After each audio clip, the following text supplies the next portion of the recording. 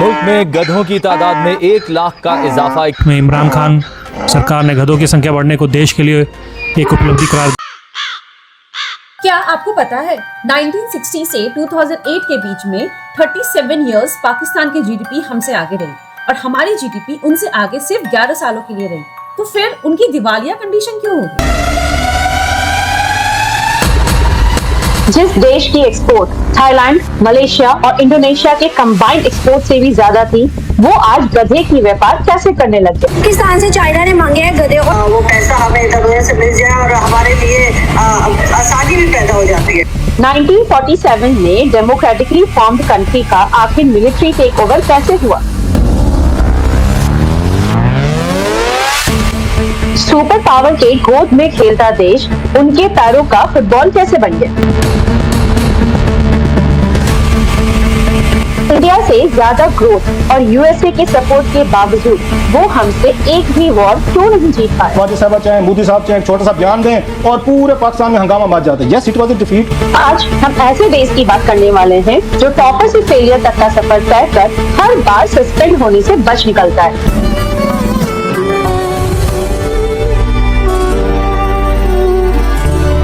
पाकिस्तान, जो कि दुनिया का सबसे होनहार बच्चा था, उसके बेगर बनने की जर्नी को समझने के लिए हमें पाकिस्तान के फॉर्मेशन के टाइम में जाना होगा।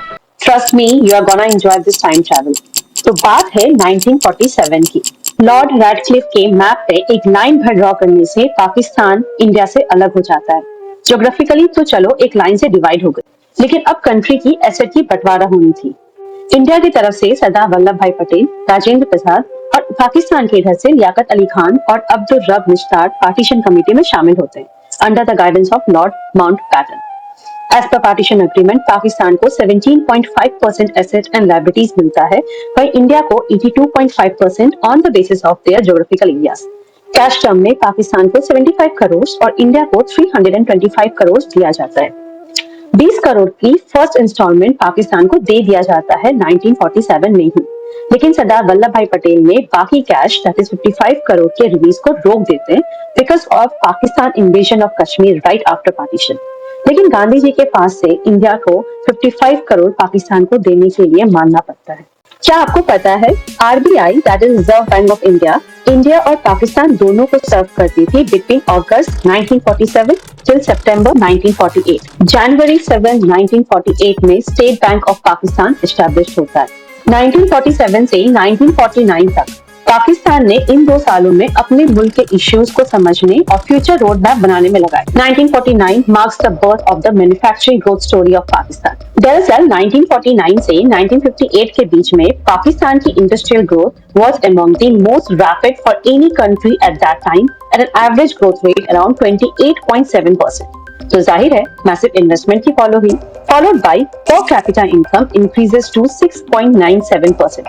per capita income बेसिकली प्रति व्यक्ति आय को बोला जाता है। 1949 से 1958 तक पाकिस्तान ग्रोथ स्टोरी लिख रहा था under president Iskander Ali Mirza, लेकिन फिर मिर्जा सर को लंदन में एग्जाइल में क्यों रहना पड़ा? दरअसल 1958 में पाकिस्तान ने अपना पहला मिलिट्री coup दैट इज सैनिक विद्रोह फेस किया। पार्टीशन के घाव अभी भी लोगों के जहन में ताजे थे और मोहम्मद अली जिन्ना की sudden death due to tuberculosis huge public outreach में बदल गई। अब पिक्चर में आते हैं Pakistan first commander in chief Mohammad Ayub Khan. 1958 में मिस्टर खान ने पाकिस्तान का कंप्लीट कंट्रोल अपने हाथ में ले लिया। फिर पाकिस्तान की हिस्ट्री में आयुब खान का दौर दैट इज 1958 से 1969 को गोल्डन 60s नाम से जाना गया। GDP growth jumped to 6% from 3% in 1950s। Manufacturing sector expand किया at an average rate of 9%। Green revolution से एग्रीकल्चर सेक्टर को काफी बूस्ट मिला।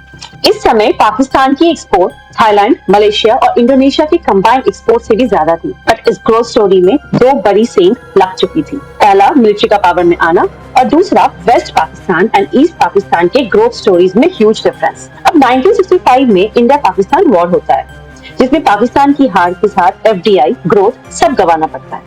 ऊपर से economic constraints were also imposed by different countries. एक क्वेश्चन है, जब पाकिस्तान की ग्रोथ रेट अच्छी थी और यूएसए का खुला साथ था, फिर 1965, 1971, 1999 सारे वॉर में वो इंडिया से हारा क्यों? रीजन था numbers and Soviet union. Soviet union ने हमेशा इंडिया को बैक किया है। नंबर्स एज एन इंडिया की आर्मी काफी बड़ी थी। पाकिस्तान से इन terms of quantity. For example 1965 में इंडियन एयरफोर्स ने पाकिस्तान के कंपेयर में ज्यादा फाइटर प्लेन्स गंवाए, लेकिन हमारे पास उनके कंपेयर में प्लेन्स की संख्या ज्यादा थी। सो 1965 के ह्यूमिलिएटिंग डिफीट के बाद 1969 में जनरल याह्या खान पावर ले लेते हैं। अब मार्च 1969 में मिस्टर खान ने यह डिक्लेयर किया कि अब पाकिस्तान में कभी भी मिलिट्री रूल नहीं होगा, पावर सिविलियन गवर्नमेंट के हाथों में होगी। सो जनवरी 17, 1971 में पूरे Pakistan that is east plus west में जनरल इलेक्शन होती है। अवामी लीग मैसिवली जीतती है ईस्ट पाकिस्तान से और पाकिस्तान पीपल्स पार्टी वेस्ट पाकिस्तान से। प्रॉब्लम तब शुरू होती है जब यूनिफाइड पाकिस्तान की नेशनल असेंबली में मेजॉरिटी सीट जीतने के बाद भी अवामी लीग को गवर्नमेंट बनाने का ऑफर नहीं दिया जाता है। अब पिक्चर में एंट्री होती है शेख मुजीबुर रहमान की from the party Awami league. War से आम लोग आर्मी से काफी गुस्से में थे। वही रहमान काफी पॉपुलर हो रहे थे क्योंकि वो डेमोक्रेसी की बात करते थे। ऊपर से इलेक्शन में मिली धोखे से उनकी पॉपुलैरिटी ईस्ट पाकिस्तान में काफी ज्यादा हो चुकी थी। इस पॉपुलैरिटी के डर की वजह से आर्मी ने शेख रहमान को एक केस में जेल में भर दिया। ईस्ट पाकिस्तान यूनिफाइड पाकिस्तान से इग्नोर किया जा रहा था in terms of development. Hence March 1971 में सिविल वॉर छिड़ जाती है। इंडिया के बैकिंग से Bangladesh that is east Pakistan unified Pakistan से अलग हो जाता। वॉर में हार, पाकिस्तान का टूटना से पाकिस्तानियों ने अयूब खान को पॉलिटिक्स से निकाल देते हैं। फिर दिसंबर 20, 1971 में जनरल याह्या खान पावर में आते हैं under president mister Zulfikar Ali Bhutto, और यहाँ से शुरू होती है सिलसिला अंधाधुंध शॉर्ट टर्म लोन्स की।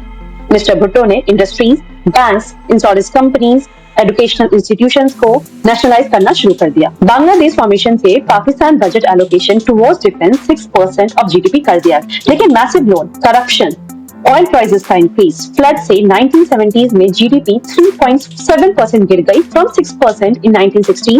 Between 1971 and 1977 on an average, Pakistan की इन्फ्लेशन 16% थी। वहीं large scale manufacturing fell to 3%। Again Pakistan में 1977 में मिलिट्री कू होती है in leadership of General Zia ul Haq. General साहब ने पॉलिटिकल पार्टीज की एक्टिविटीज को लोकल लेवल तक लिमिट कर दिया। Two thoughts of Zia ul Haq ने फिर पाकिस्तान को रूल किया। पहला कि Islam should be the unifying force और दूसरा personal control over Pakistan. Zia ul Haq ने यूएसए से काफी एड और इन्वेस्टमेंट लिया in return of helping USA in Afghanistan to overthrow Russia from the region. लेकिन यूएसए ने पहले इंडिया को एलाई बनने का ऑफर दिया था। नेहरू जी ने नॉन अलाइनमेंट पॉलिसी के तहत ये ऑफर रिजेक्ट कर दिया था, but still India Soviet union से ज्यादा क्लोज थी। फिर यूएसए ने खुल के पाकिस्तान को सपोर्ट किया to establish his own presence in Asia, और ये सपोर्ट एक्सप्लेन्स क्यों हर बार IMF that is international monetary fund Pakistan को लोन ग्रांट करता है 25 times in total, as IMF में यूएसए लार्जेस्ट फाइनेंशियल कंट्रीब्यूटर है। चलिए वापस आते हैं 1970s में जिया उल हक के पाकिस्तान में। यूएसए सपोर्ट इंडस्ट्री की लिबरेशन करने के दौर में एक मेजर लूप होल तैयार हो रही थी। पाकिस्तान अब फिस्कल डिफिसिट को ठीक करने के लिए मनी बोरो करना शुरू कर दिया था। फिस्कल डिफिसिट गवर्नमेंट के प्रॉफिट माइनस गवर्नमेंट के खर्चे को कहते हैं।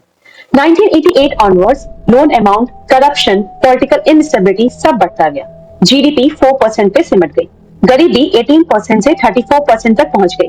पाकिस्तान का नाम अब आतंकवादियों से जोड़ा जाने लगा। 2011 में ओसामा बिन लादेन का पाकिस्तान में मिलना, तो कई पाकिस्तान मिलिट्री जनरल की net worth in and out Pakistan बेतहाशा बढ़ती गई। For example Pakistan army chief Omar Javed Bajwa की नोट एसेट एंड बिजनेस की total value amounted to rupees 12.7 billion rupees.